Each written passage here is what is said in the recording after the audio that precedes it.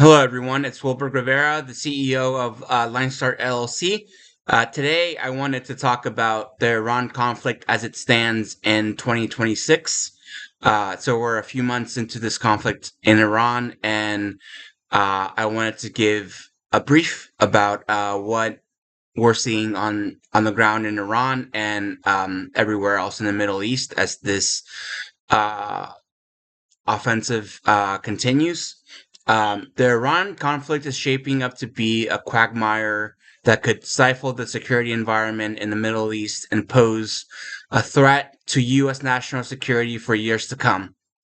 Iran is determined to seek retribution for the spring attack in 2026 that eliminated top Iranian officials and short circuited Iran's ability to build its nuclear program after the June 2025 attack on its nuclear infrastructure.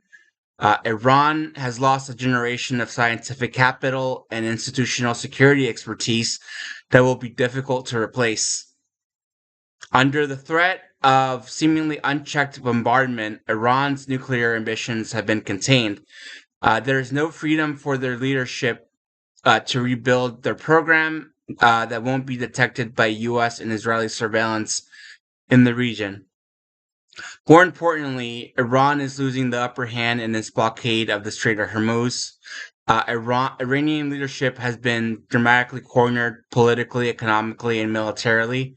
They have very limited options beyond their current strategy of using this blockade as leverage and inability to escalate against U.S. forces. Beyond its conflict with the U.S., their maritime blockade is causing commercial strains to be felt by Gulf Arab states and destination countries for Middle East oil. The more Iran clings to this blockade, the more isolated they become, not just regionally, but internationally. U.S. strikes were not able to cause regime change in Tehran, and that has been the weakest factor in U.S. offensive operations. If the U.S. can't change the regime in Tehran and replace it with leadership more keen to work with U.S. negotiators, it will be years of contested negotiations over its nuclear program and Iranian attacks on U.S. allies. Unless the U.S. emphasizes or establishes more political and economic pressure, no amount of U.S. strikes will change the regime's behavior. Still, there is a detectable shift in the Middle East power balance as Israel gains the strategic advantage over Iran for the first time since the 1979 revolution. Increasingly, Israel could consolidate an effective regional alliance to contain Iran in a way that wasn't possible before this year.